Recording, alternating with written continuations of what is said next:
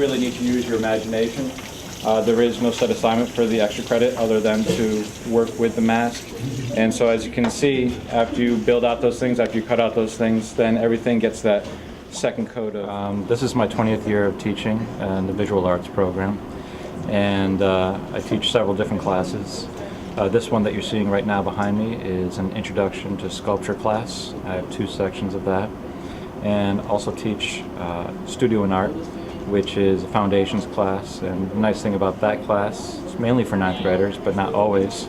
It sort of is the gateway class into a lot of the other electives that you can take here at the John Sayles School of Fine Arts. I try to do a series of projects that are pretty much driven by the materials. So they have, in this class, an experience to work with clay, with paper mache, with plaster, with wood, and we also try to work with different forms of inspiration. We try to work non-representationally, abstract, and also realistically. When I first took this class, I was a little timid to do it because I didn't really think that I would enjoy it as much, but I thought it would be something different to do. But then when I started taking it, I started enjoying it, and Mr. Sarnacki, he's the best teacher ever, and he's like really, really into like what we do, and he explains it and he makes it fun. I just like the feeling, like I'm not afraid to get my hands messy. Usually girls are the type that they don't want to get their hands messy, and they're all like, they don't want to touch anything dirty.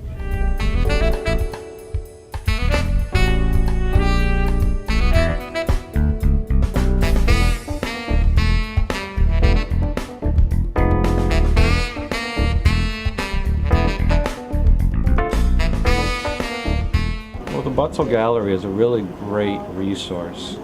It allows us to be able to display work, sometimes from students. We have certain shows like the IB show each year.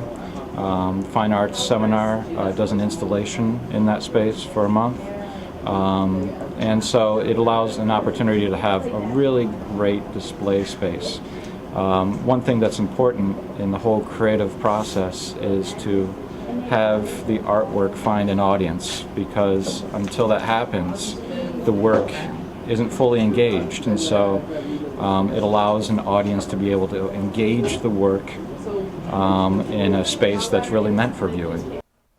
Camera 2, hold your shot. I'm on you. I'm in the control room in the TV studio located here in the Fine Arts Wing. This is where students who are involved in the SCS TV Production Club produce all kinds of great programming.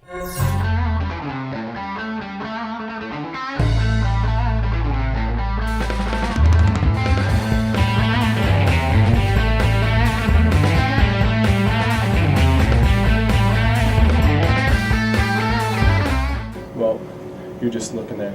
You gotta go there and then pull this down, because I'm doing the audio is not here. Okay. And then if you need to mix it, press this up here, and then you can leave it halfway or hit mix. The SCS TV Production Club hosts students who are in grades 9 all the way through 12. If you're interested in learning about how to shoot video, how to edit video, how to produce video, how to create an original show, then this is the place to come. During your study hall, you just show up and we'll email your study hall teacher right away, and then we get you busy doing whatever we're doing on that given day. We could shoot sports, we could shoot an assembly, we could shoot an original show in the studio. There's so much more than that as well if you take one of the classes that we have to offer. We have a year-long film class with Mr. Ziskin. We have a half-year class called TV Production that both myself and Mrs. Gundrum teach.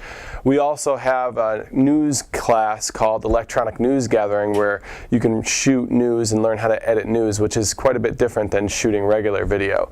So there's all kinds of opportunities, and we just encourage students to come in, and we're going to be making short films this year with the club, and we're going to be producing original shows. Well, some of my friends actually came to me in 9th grade and asked me to do filmmaking and video production and electronic news gathering, and I got into the habit of working with Mr. Connolly and Mr. Ziskin and many of the film producers here at Schenectady High School, and really got into the whole editing and kind of acting in short films, and it was really, really exciting for me to do it.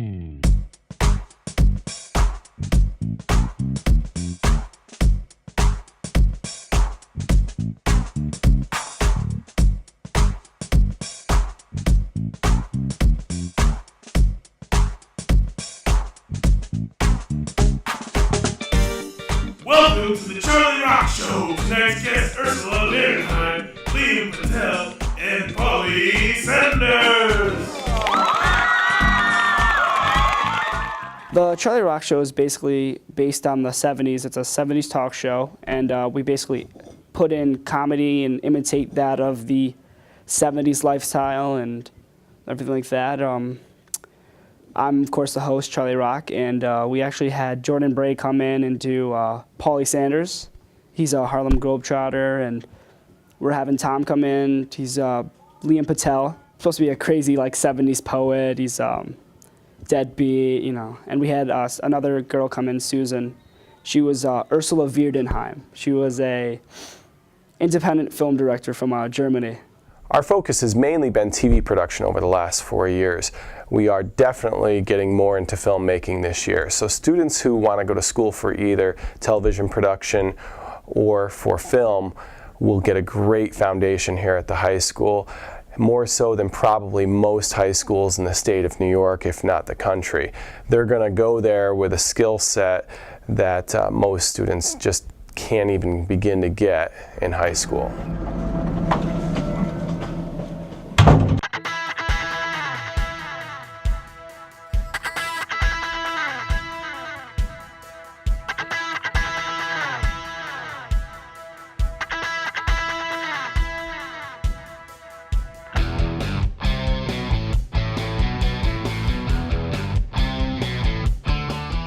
Patriot Films is a venture that we started at the end of last year. We are the John Sayles School of Fine Arts, named after an independent film director. So we are making a big push to create original films. We have new screenplay writing software. So you writers out there, if you'd like to write original dialogue, and we can teach you how to write for film, and you can have your name attached to a short film that's going to star actors from advanced acting classes in both Mr. Dugan's classes and Mr. Ziskin's classes.